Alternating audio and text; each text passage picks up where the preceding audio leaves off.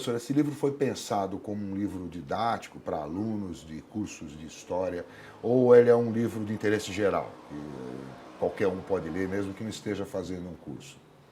Olha, eu acho que sua pergunta é muito oportuna para a gente explicar por que é que nós pensamos esse livro.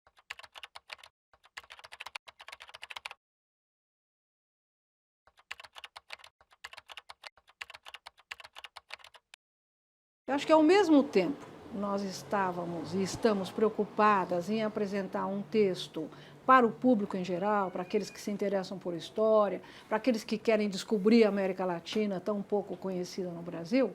E, por outro lado, também é um livro que nós pensamos que seja adequado para aquele aluno que esteja no nível médio ou que esteja numa universidade, começando a universidade, para ter uma visão abrangente, ampla, dos grandes temas, das grandes questões do século XIX e do século XX na América Latina. Vocês colocaram aqui todas essas questões, grandes questões, ou tem também detalhes, coisas saborosas que a gente pode aprender no livro? Não, tem muita narrativa, não é? Tá. Então escolhemos grandes questões, problemas que seriam as portas de entrada para esses 2 séculos de história na América Latina, mas a partir daí há realmente uma ênfase na narrativa, em torno de personagens, de determinados acontecimentos que nós consideramos relevantes, mas é uma narrativa contínua, não é um livro que tem uma estrutura didática, Sim. compartimentado em vários subitens, não.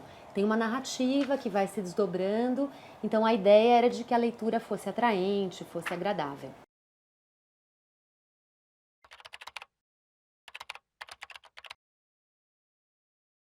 Vocês começam aqui contando a história do nome da América Latina. Como surgiu? É interessante. A ideia de haver uma América Latina é para os franceses pensaram isso. A França tinha, na época, muitos interesses políticos, econômicos, particularmente no México, mas de uma forma geral na América do Sul também. A França pensou numa América que não fosse anglo-saxônica, isto é, que não fosse os Estados Unidos. Então, uma América que poderia se identificar com a França.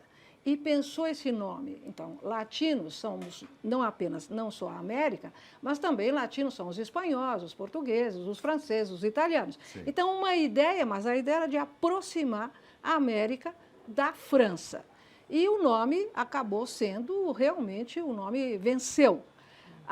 Por outro lado, o que é muito interessante é que na América Latina, no que hoje nós chamamos de América Latina, você tem vários pensadores, entre eles talvez mais conhecido à época, Torres Caicedo, um colombiano, que usou o termo América Latina, mas pensando numa outra perspectiva.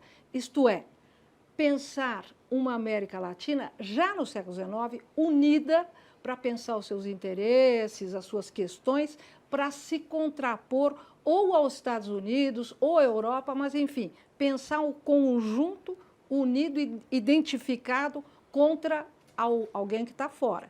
Ao contrário da França, que pensou nessa unidade da América Latina para se aproximar dela e para distanciar a América Latina, tanto da Grã-Bretanha quanto dos Estados Unidos, que já eram vistos pelos franceses por volta de 1860, 70, como uma grande ameaça. Embora o conceito de América Latina tenha prevalecido, alguns autores hispano-americanos que se apropriaram dele posteriormente, na virada do século, nas primeiras décadas do século XX, muitas vezes preferiram, por exemplo, o conceito de Indo-América, ou seja, a matriz indígena sendo a referência identitária e não essa latinidade, né? Então, houve variações em torno do conceito escolhido para representar essa América unida. Bom, vocês começaram, então, o livro na crise dos domínios coloniais da América. É aí que começa uma história de uma América que não é totalmente espanhola, é isso? Foi essa a ideia? Na verdade, não.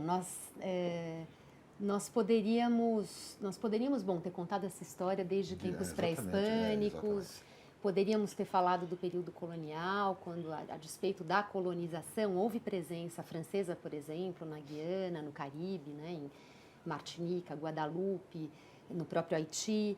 Então, poderíamos ter partido de um outro ponto. A questão é que um livro desse tamanho, nós tínhamos nos proposto a fazer um livro que pudesse ser lido por mais gente. Então, não podia ser uma coisa gigantesca. E trazer 2 séculos e poucos de história para essas proporções de páginas já era um desafio grande. Nós quisemos nos concentrar também na época sobre a qual nós costumamos trabalhar como pesquisadoras, né? Acho que isso é uma questão fundamental. Nós temos realizado pesquisa ali já há muito tempo, eu um pouco menos, sobre os séculos 19 e 20 fundamentalmente. Mas sabe, eu acho que isso é Gabriela citou uma questão muito importante. Esse é um livro que, claro, baseado em muita bibliografia, é um livro de 2 historiadoras, baseado em muita bibliografia, mas baseado também nas pesquisas que nós fizemos. Então, é um livro que pretende justamente estabelecer esta relação entre, enfim, a nossa interpretação da América Latina e o leitor, mas baseado fortemente em pesquisa e em bibliografia. Tem um conceito que você possa dizer que assim, esse livro ele tem uma linha de pensamento sobre a América Latina.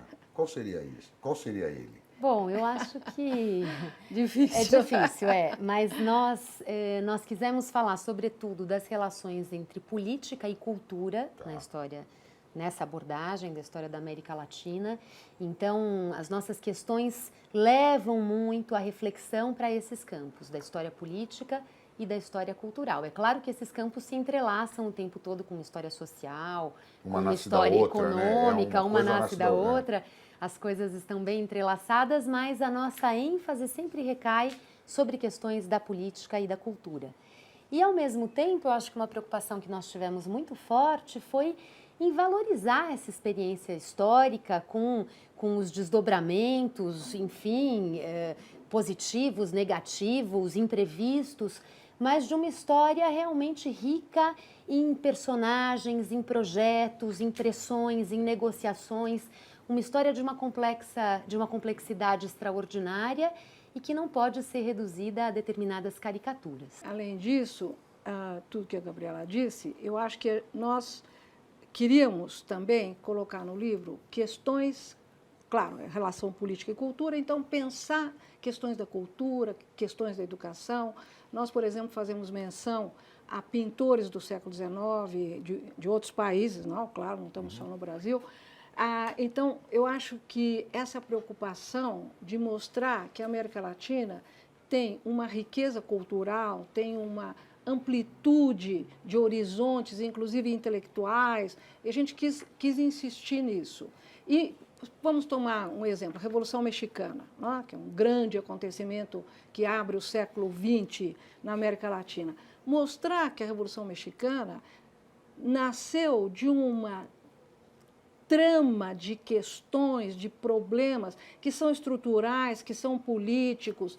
A gente não pode simplificar a Revolução Mexicana ou rotulando-a uma revolução burguesa, uma revolução socialista. Não é um rótulo, é a compreensão mais ampla de por que tantos fatores se juntaram para que ela acontecesse e depois os desdobramentos da Revolução.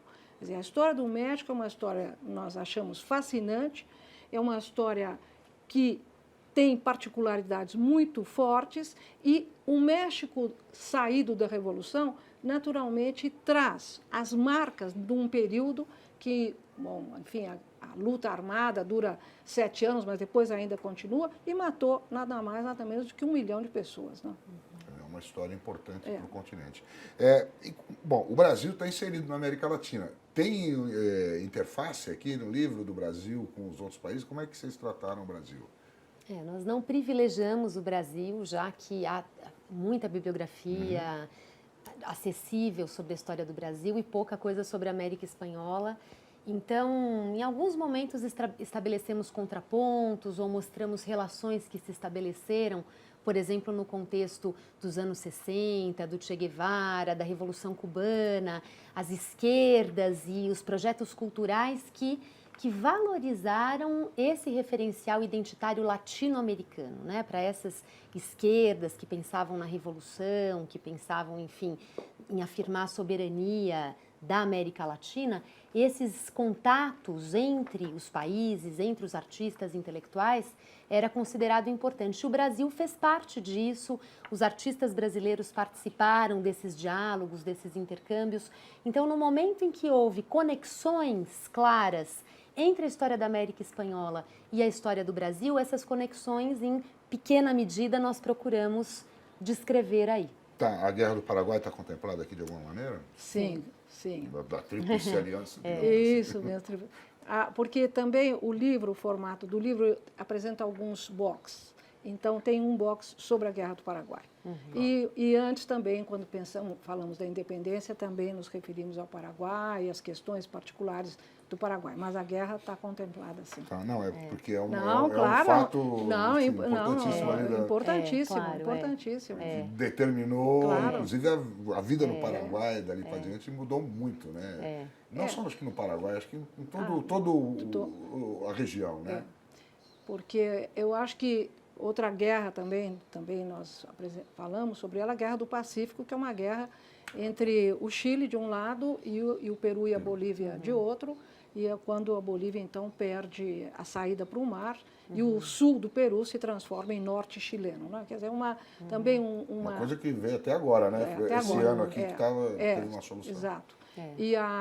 Porque a Guerra do Pacífico, como a Guerra do Paraguai, ainda no contexto da consolidação dos Estados nacionais, e no caso da Guerra do Pacífico, os interesses econômicos chilenos com relação ao salitre, que enfim, era no sul do Peru, né? Então acabam levando a um confronto. E claro, e a outra grande guerra na América Latina, a guerra entre os Estados Unidos e o México, entre 1846 e 1848, quando o México perde praticamente metade do seu território para os Estados Unidos. E isso está aqui também. Vocês também trataram essa questão da expansão norte-americana em cima do México. E com relação às ditaduras, porque elas também têm uma coisa comum, né? Elas vão explodindo mais ou menos juntas e crescem de uma maneira contínua, né, professor? Tem um capítulo dedicado às ditaduras militares, falamos da Operação Condor, então também aí de um entrelaçamento entre o Brasil e outros regimes ditatoriais na América do Sul. A gente pode dizer que o surgimento dessas ditaduras em toda a região, em todos os países, é uma consequência de como a região se desenvolveu depois da colonização? Nós procuramos falar de algumas motivações que foram comuns, por exemplo, todo esse contexto de Guerra Fria, o impacto da Revolução Cubana para toda a América Latina e o medo que se instaura nos vários países de que a Revolução Cubana se propagasse. Agora, por outro lado, também procuramos dar conta daquilo que é específico de cada país e as conjunturas internas e a correlação de forças entre esquerda, direita, de como os setores médios vão tomando partido de um lado ou de outro e como tudo isso favorece ou posterga, ou enfim, como tudo isso interfere nos golpes militares, no êxito desses golpes militares. E é claro que as ditaduras militares não foram iguais em toda a América do Sul, por exemplo, no Peru. Os militares lá, que assumiram o poder em 1968, tiveram um projeto que era um projeto de promover reformas sociais. Então, existe uma particularidade na ditadura militar do Peru que é contemporânea das outras. E nós procuramos também chamar atenção para essas particularidades. Interessante. Quer dizer, é um passeio sobre a história, né? Vou dizer, vocês tem alguma coisa que vocês mergulham mais? Ou não? Tudo tem mais ou menos a mesma dimensão? Eu acho que tudo tem mais ou menos a mesma dimensão. Nós tivemos um trabalho muito grande de discussão anterior para fazer os recortes. Nós fizemos recortes temáticos. Então, nós não apresentamos a história de um país. E nós recortamos grandes temas. Portanto, como já disse, baseado nas nossas pesquisas, nas bibliografias. E foi muito difícil fazer esse recorte, porque nós queríamos, ao mesmo tempo, mostrar o maior número de situações nacionais, mas não podíamos perder de vista um quadro mais geral, não é? Então, mas nós estávamos falando aqui sobre a questão da ditadura, a Gabriela falou da Guerra Fria. Nós fazemos menção aí, num dos capítulos, sobre o que aconteceu na Guatemala ainda nos anos 50, antes aqui do golpe de 64 aqui no Brasil. Porque esse clima da Guerra Fria, esta divisão do mundo entre comunistas e capitalistas, as áreas de influência, etc., etc., o primeiro grande acontecimento é a derrubada do presidente eleito Jacob Arbenz, na Guatemala. Foi um golpe orquestrado pela CIA, claro, com apoio interior, mas que anuncia exatamente, eu acho que é o anúncio daquilo que virá depois. Porque o quadro, você falou, não é uma questão, como é que é a América Latina nesse período, é porque os movimentos sociais, depois da Segunda Guerra Mundial, claro, já vinham de antes, mas tomam uma força, um vigor, as questões da democracia, da organização dos trabalhadores, tanto no campo quanto nas cidades. Então, essa movimentação social intensa recebeu respostas diversas. Então, você tem governos reformistas, Vargas no Brasil, Perón na Argentina, Cárdenas no México, e você tem em alguns lugares, esse é o primeiro lugar, a Guatemala, em que o Arbenz vinha numa política de reformas sociais e estas reformas foram cortadas por um golpe militar que depois você sabe que na Guatemala você tem mais de 30 anos de ditadores militares seguidos. Então, de alguma maneira, as ditaduras também foram o resultado, os golpes que aconteceram, no caso daqui da América do Sul, dessa movimentação social, dessas reivindicações sociais, de uma presença de contestação muito forte aos governos estabelecidos e até que chegou um ponto de uma resposta violenta, como foram os golpes. Né? E vocês gostaram do resultado? Eu acho que esse livro expressa muito bem as nossas preocupações com a história da América Latina, os temas que nós consideramos relevantes, o tipo de pesquisa que nós fazemos, nossos colegas fazem e nossos alunos também fazem. Eu acho que eu também tenho que dizer que gostei muito de fazer. O que os leitores vão achar, nós não sabemos. Já a gente descobre. Mas, de qualquer forma, parabéns pelo trabalho, então, parabéns pelo livro e a conferir, não é? Muito obrigado pela entrevista. Obrigada.